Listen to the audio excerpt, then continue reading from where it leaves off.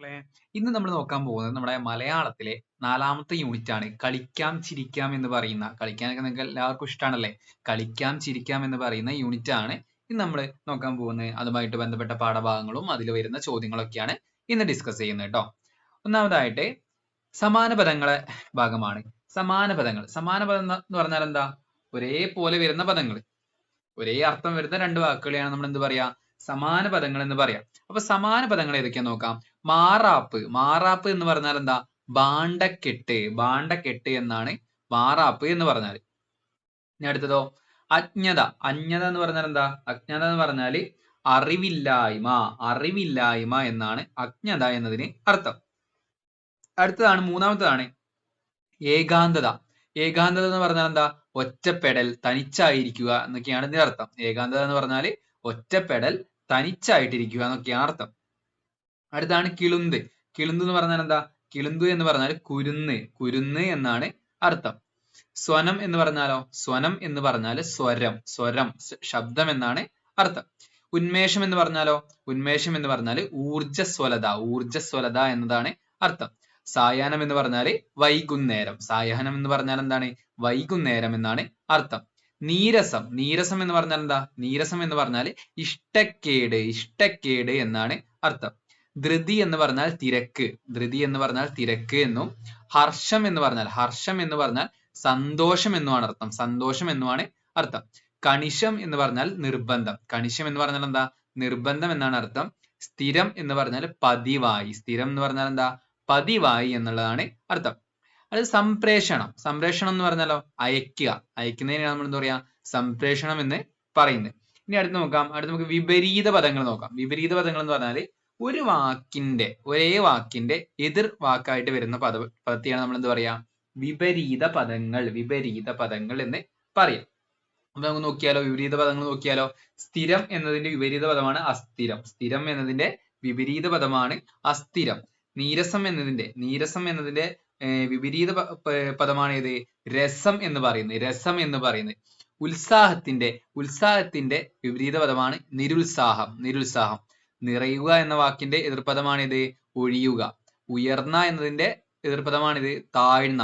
സംശയം എന്നുള്ളതിനെ നമ്മൾ എന്ത് പറയും? എതിർപദമായിട്ട് എന്ത് പറയും? നിശ്ചയം എന്ന് പറയും.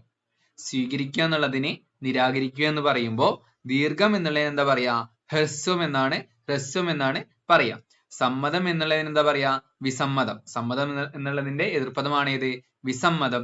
ഉചിതം എന്നതിന്റെ എതിർപദമാണിത് അനുചിതം. അനിഷ്ടം എന്നതിന്റെ എതിർപദമാണിത് ഇഷ്ടം. നിരാശ എന്നുള്ളതിന്റെ എതിർപദമാണ് ആശ. നിരാശയുടെ എതിർപദമാണ് ഏത്? ആശ എന്ന് പറയുന്നത്. തൃപ്തി എന്നതിന്റെ എതിർപദമാണ് ഏത്? അതൃപ്തി. തൃപ്തി എന്നതിന്റെ എതിർപദമാണ് ഏത്? അതൃപ്തി എന്ന് പറയുന്നത്. ജയം എന്നുള്ളതിന്റെ എതിർപദം ആണേത്? പരാജയം. ജയം എന്നുള്ളതിന്റെ എതിർപദമാണ് പരാജയം.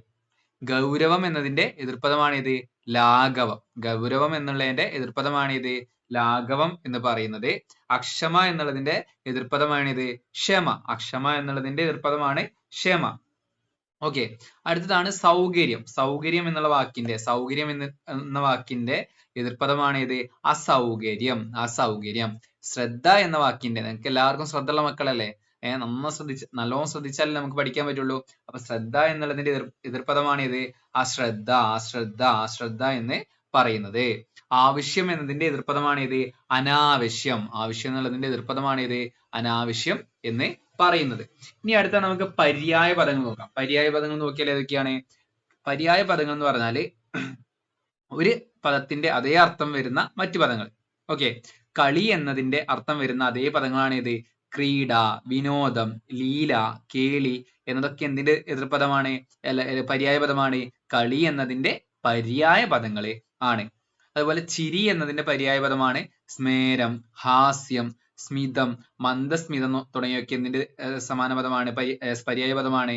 ചിരി എന്നതിന്റെ പര്യായ പദം ആണ്. പക്ഷി എന്നുള്ളതിന്റെ പര്യായ പദമാണ് ഇത് പത്രി, ദ്വിജം, ഗഗം എന്ന് പറയുന്നൊക്കെ. സ്വനം എന്ന് പറഞ്ഞാൽ എന്തിന്റെയൊക്കെ പര്യായ പദങ്ങളാണ്? ശബ്ദം, നാദം, ധ്വനം, സ്വരം എന്നതിന്റെ പര്യായ പദമാണ് ഇത് സ്വനം എന്ന് പറയുന്നത്. ധൃതി എന്ന് പറഞ്ഞാലും തിരക്ക് എന്ന് പറഞ്ഞാലും തകൃതി എന്ന് പറഞ്ഞാലും ഒരേ അർത്ഥമാണുള്ളത്. ഹർഷത്തിന്റെ പര്യായപദമാണ് സന്തോഷം, ആഹ്ലാദം, ആനന്ദം തുടങ്ങിയ വാക്കുകള്. വിശപ്പിന്റെ പര്യായപദങ്ങളാണ് പശി, അതുപോലെ പൈതാഹം. ഇതൊക്കെ എന്തിന്റെയാണ്? വിശപ്പിന്റെ പര്യായപദമാണ്. വിഷമം എന്നുള്ളതിന്റെ പര്യായപദമാണ് ഏത്? ഖേദം, ദുഃഖം, സങ്കടം തുടങ്ങിയവയ്ക്ക്. ഇനി അടുത്ത് നമുക്ക് നോക്കാൻ പോകുന്നത് പിരിച്ചെഴുതാനാണ്. പിരിച്ചെഴുതാൻ നമ്മൾ ഇത്രയും ഒരുപാട് ക്ലാസ്സുകൾ പറഞ്ഞിട്ടുണ്ടായിരുന്നു. ആ ക്ലാസ്സിലൊക്കെ നമ്മൾ പിരിച്ചെഴുതാനുള്ള കാര്യങ്ങളൊക്കെ നോക്കിയിട്ടുണ്ടായിരുന്നു. സോ ഇത് പിരിച്ചെഴുതാൻ മാത്രമായിട്ടൊരു സെക്ഷൻ ആണ് വിചാരിക്കുക. അതുമായിട്ട് ബന്ധപ്പെട്ട കുറച്ച് കാര്യങ്ങളാണ് നോക്കുന്നത്. ഞെട്ടിപ്പോയി എന്നുള്ള വാക്ക് പിരിച്ചെഴുതിയാൽ എന്താ വായിക്കുക? ഞെട്ടിപ്പോയി എന്നുള്ള വാക്ക് പിരിച്ചെഴുതിയാൽ ഞെട്ടി പ്ലസ് പോയി എന്നാണ് പറയാ. ഞെട്ടിപ്പോയി എന്ന് പിരിച്ചെഴുതിയാൽ ഞെട്ടി പ്ലസ് പോയി എന്നാണ് പറയാ. കണ്ടില്ലേ എന്ന് പിരിച്ചെഴുതിയാലോ? കണ്ടു പ്ലസ് ഇല്ലേ. കണ്ടില്ലേ എന്ന് പിരിച്ചെഴുതിയാൽ കണ്ടു പ്ലസ് ഇല്ലേ എന്നാണ് പറയാ. ഉണ്ടായിരുന്നില്ല, ഉണ്ടായിരുന്നില്ല എന്ന് പിരിച്ചെഴുതിയാല് ഉണ്ട് പ്ലസ് ആയിരുന്നില്ല, ആയിരുന്നു പ്ലസ് ഇല്ല. ഉണ്ടായിരുന്നില്ല എന്ന് പിരിച്ചെഴുതിയാല് ഉണ്ട് പ്ലസ് ആയിരുന്നു പ്ലസ് ഇല്ല എന്നാണ് പറയാ. കുഴപ്പമായല്ലോ, കുഴപ്പമായല്ലോ എന്ന് പിരിച്ചെഴുതിയാലോ? കുഴപ്പം പ്ലസ് ആയല്ലോ, കുഴപ്പം പ്ലസ് ആയല്ലോ എന്നാണ് പറയാ. അത്ഭുതമായി എന്ന് പറഞ്ഞാലോ? അത്ഭുതമായി എന്ന് പിരിച്ചെഴുതിയാല് അത്ഭുതം പ്ലസ് ആയി, അത്ഭുതം പ്ലസ് ആയി എന്നാണ് പറയാ. ഇനി അടുത്തതോ? ഓടാതിരിക്കാൻ, ഓടാതിരിക്കാൻ എന്നുള്ള വാക്ക് പിരിച്ചെഴുതിയാല് ഓടാതെ പ്ലസ് ഇരിക്കാൻ, ഓടാതെ പ്ലസ് ഇരിക്കാൻ എന്നാണ് പറയാ. അടുത്തത് ഭാവനയിലുള്ള, ഭാവനയിലുള്ള എന്ന വാക്ക് പിരിച്ചെഴുതിയാല് ഭാവനയിൽ പ്ലസ് ഉള്ള, ഭാവനയിൽ പ്ലസ് ഉള്ള എന്ന് പറയാം. ഇനി അടുത്ത് നോക്കിയാലോ? അങ്ങനെയാണെന്ന്, അങ്ങനെയാണെന്ന് പിരിച്ചെഴുതിയാലോ? അങ്ങനെ പ്ലസ് ആണ് പ്ലസ് എന്ന്, ഇങ്ങനെയാണ് വരിക. ഇനി അടുത്തതോ? അടുത്ത് നോക്കിയാലോ? അടുത്ത് നമ്മൾ ഒരുമിച്ച്, നമ്മൾ ഒരുമിച്ച് എന്ന വാക്ക് പിരിച്ചെഴുതിയാല് നമ്മൾ പ്ലസ് ഒരുമിച്ച്, നമ്മൾ പ്ലസ് ഒരുമിച്ച് എന്നാണ് പറയാ. നമ്മൾ പ്ലസ് ഒരുമിച്ച് എന്നാണ് പറയാ. ഇനി അടുത്തത് മത്സരിക്കണമെങ്കിൽ, മത്സരിക്കണമെങ്കിൽ എന്ന് പിരിച്ചെഴുതിയാലോ?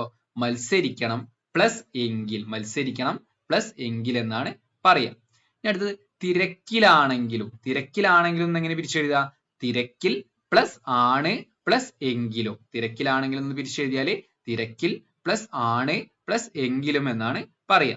അടുത്തത് ഒരുമിച്ചിരുന്ന്, ഒരുമിച്ചിരുന്ന് പിരിച്ചെഴുതിയാലോ?